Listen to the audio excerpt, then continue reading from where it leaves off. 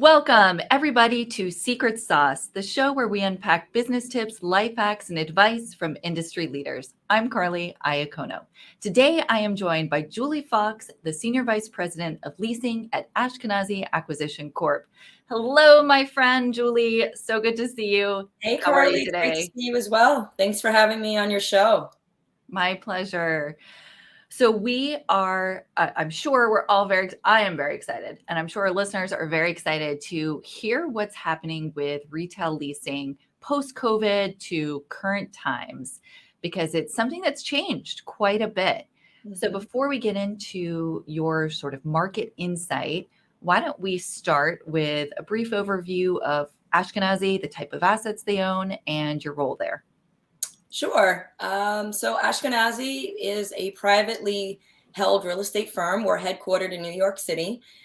We have over 15 million square feet of assets that we own that range from shopping centers, our iconic portfolio, hotel, and office.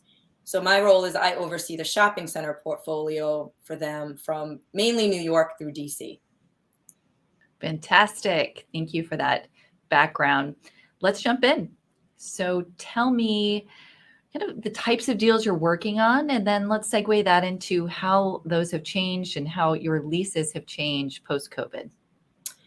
Sure. I mean, I think right now we're seeing a good mix of national credit tenants that are expanding, that are looking in our portfolio, especially the shopping centers. A lot of discount apparel, a lot of auto repair, fast casual, especially, and urgent cares, medical, have been really busting at the seams. They're always calling and looking for space. And then we're also seeing, obviously, a good mix of local mom and pops that are also looking for space in our portfolio. So it sounds like it's been a pretty active time where you're in the driver's seat with tenants coming to you, almost, would you say, competing for spaces? Like, what's the overall balance of availability to, I would say, tenants reaching out for space? Yeah, it's interesting. I would say right now we're probably, from the shopping center portfolio standpoint, probably at least 90% leased.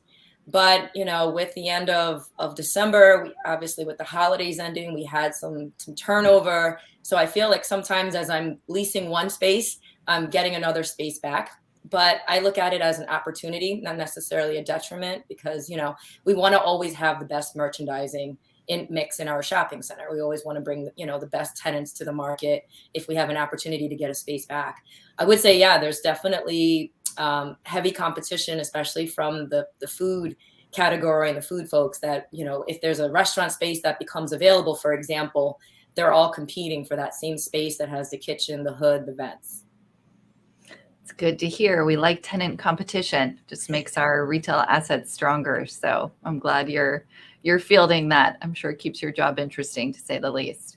Absolutely. And I really am thankful for the team, the brokerage team that I work with in each region. I really lean on them and work together with my brokers in order to, determine who's the best tenants in that local market.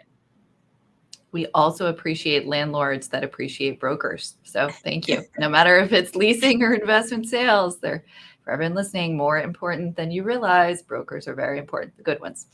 Well, I think it's partially from, my brokerage background. You kind of understand that, you need to work together, whether it's working with tenants or working with your brokers or tenant rep brokers. It's especially in this climate of challenges that we all do face globally. We really have to work together to get a deal done. It's not just a quick, simple, easy anymore, whether it's a small 1,000 square foot tenant or an anchor tenant. Mm-hmm. Very true. So what are some of the changes in these deals that you've seen in the last few years? Could be lease term, could be certain clauses, could be escalations. What sort of differences have you experienced? Well, I think for us, a lot of the national tenants always prefer the standard. They want to keep rents fixed for 5 years and then increase every 5 years. We generally, obviously, as a landlord, prefer to have annual increases. I'm sure you're seeing that with other landlords as well. We want to get our annual increases, especially with the rising costs. So that's always kind of a rub where we go back and forth with each other. we're also seeing a lot of increases in our CAM cost because of insurance increases. And so we understand that, tenants can only pay whatever their total gross rent, gross occupancy is. So it's a matter of trying to work together and figure out, does that look like a combination of base rent with percentage rent for a particular deal? Maybe a smaller base rent, getting a percentage rent in, especially if it's a restaurant tenant. Or, we don't like to obviously cap CAM. And so I know a lot of tenants now, they want to see that CAM cap. So that's always kind of a clause that we are working through together, especially with our attorneys. So important. The CAM caps really can come back to bite you, especially in this inflationary era that we're in. So I'm glad you brought that up. I think that's not talked about enough. And it's something that makes me very nervous if I'm underwriting an asset to see the CAM cap and just try to predict when we're going to reach it and when we might be over and what that will mean to the net operating income. So I think that's smart that you're on top of that. Talk to me for a minute about percentage rent. You said you're having requests from tenants for a mix of base and percentage rent, or is that more driven by the landlord side that you think sales are rising, so you're welcoming percentage rent? How do you view it overall, as a negative or a positive?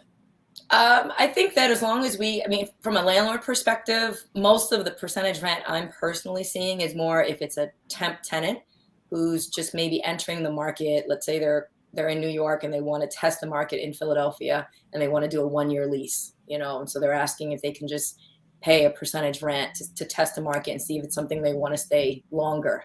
Other times, if I'm seeing it with permanent tenants, it's more if they're, for example, a food tenant, and then, maybe their base rent is just a little bit lower than what we would normally want to achieve, but there's a percentage rent component. If they hit over a certain percentage of sales in their break point, if they do well, then, we also get the benefit of it as well. So it could be a positive. Could be a positive. Yeah.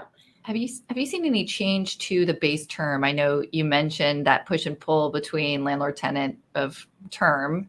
Have you seen any material change, or is it really kind of hovering around that 5 years as a standard? Of course, every lease is different, but I would say most national tenants want 5 or 10 years with their standard, 1 or 2 5-year options. We generally don't, as a landlord, like to give out options, obviously, because it doesn't benefit us as a landlord. It kind of gives the tenant the unilateral right to exercise the option to renew. And honestly, nowadays, even if a tenant does have an option, they're not necessarily just exercising that option with the rent that's already been negotiated. They'll pick up the phone and give us a call and say, hey, I know my option is X, Y, and Z, but I don't really want to pay that option rent. Can we negotiate? So I would say to us, we don't really like to give out options as well, even though obviously it's on a case by case scenario. But if it's a mom and pop tenant, it's generally just primary term. And we're a lot more flexible. I mean, if it's a space that's in ready condition and we're delivering it as is, I don't have a problem giving a 3-year lease or a 5-year lease if a local mom and pop wants to test the market. Interesting. And that probably brings that wonderful product mix and diversity to your center that you mentioned at the beginning that really drives traffic by mixing in some of those local tenants that maybe have unique uses. Right. Absolutely. I think for us, one of the biggest difference we've seen is the landlord delivery. As you can imagine, with the cost of construction rising, as well as the availability of, for example, the HVAC unit that's now on back order for 8 to 10 months, right? A lot of times we would prefer to obviously deliver the space in as is condition and give rent abatement. So that's something that I'm really pushing and seeing a lot of. Obviously, depending on who the tenant is, they prefer for us to give vanilla box with TI. So that's also something that when we get into the LOI negotiations, we spend a lot of time with our construction team working on that before the deal even goes into committee. Do you feel that you have a better pulse on those mechanicals and the deliverables that are being slowed down than some of the tenants do? Or are you saying you just want to remove yourself from that equation and have all the waiting and the struggle with getting this stuff in on the tenant? We would prefer to remove ourselves. Right. from it. Yeah, obviously, we would prefer to deliver the space in as-is condition and give you some form of rent abatement because the tenant has to, build out the space anyway.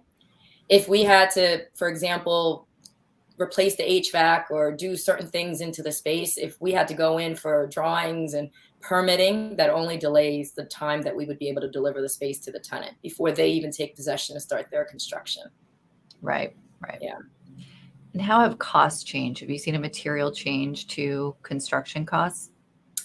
I've seen material change, but I've also seen labor change as well. Okay. There's been an increase in labor cost as well. That's definitely something that we're watching, and it's obviously affecting us even from, the vendor standpoint for Right. property management and managing our property, whether it's landscapers or parking lot repairs and so forth. Labor costs have gone up.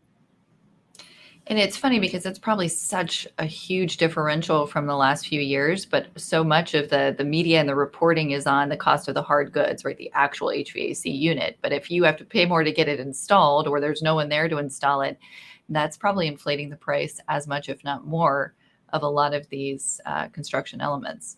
Yeah, I'm glad you brought that up. Yeah. Yeah, and I understand from the tenant side, they're seeing increase, for example, if they're restaurant, they're seeing increase in food costs, they're seeing increase in their occupancy.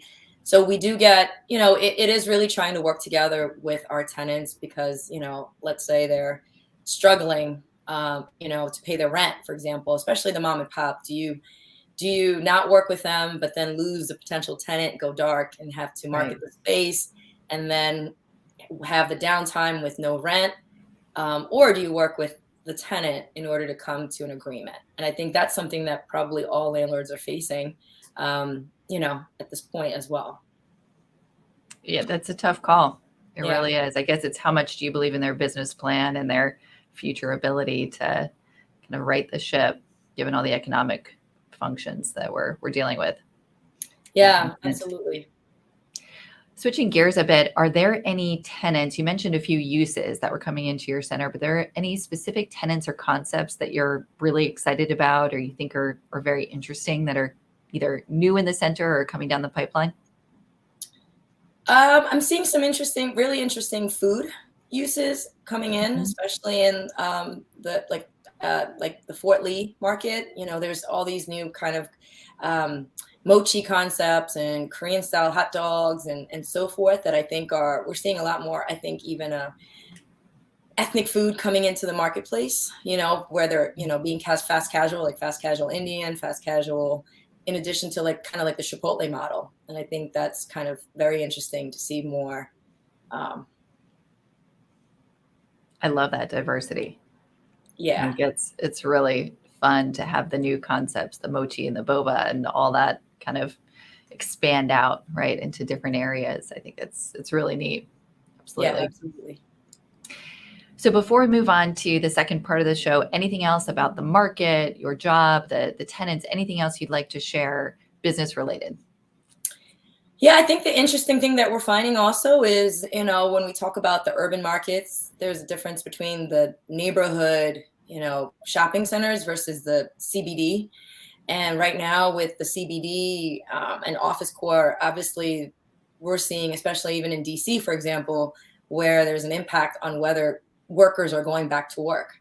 So right now, I would say that, since the government has a mandate for employees to go back, obviously we're seeing a shift in that from, what tenants would be vibrant in there since the workers are not completely back, downtown or in the CBD area.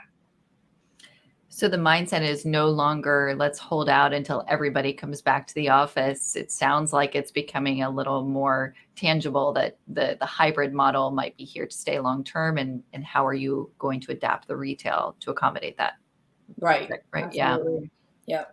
That's very interesting. And are you seeing a different tenant mix or maybe just emphasis placed on centers kind of outside the core areas or corridors? Like how are you seeing that kind of put into play in practicality? I'm seeing a lot of service tenants, where obviously if it's in the residential areas, whether it's, the laundromat or the dry cleaner or services that people still need that live on those corridors, really requesting space and being successful.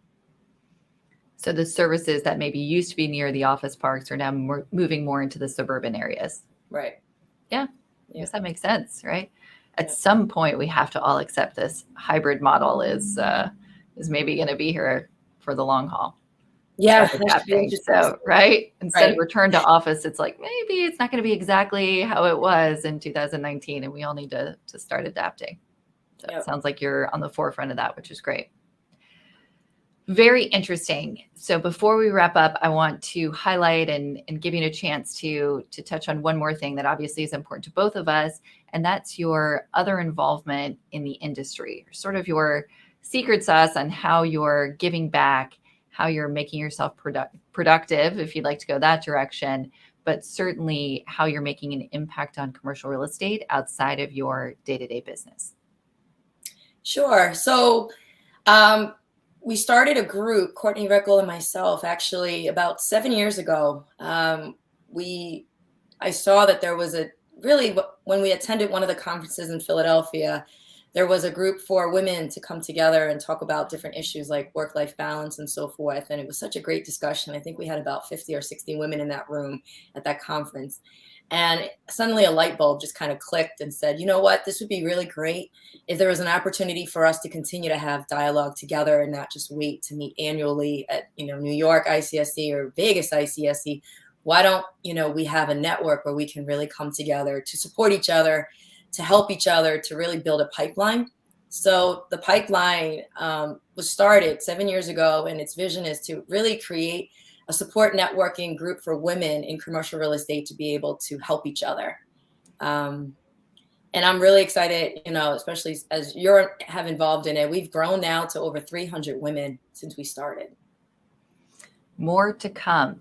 But I think the takeaway, if you're not in the New York area, is this is a need, and this is something that could be extrapolated anywhere in the country. But really the baseline is working together, coming together, getting more women into the industry, and then really supporting the ones that are here at all levels of their career. And you've done a great job bringing people together from all different avenues, right? None of us really do exactly, I'm sure some of us do the same thing, but it's a matter of finding synergies in unusual ways just by being together. And you've done a really good job of facilitating opportunities for that. Yeah, absolutely. I mean, I think the great thing is that our group consists of women that are landlords, retailers, folks in the title insurance, lenders, bankers, construction, architects, really anyone that touches commercial real estate. It's very inclusive from that standpoint.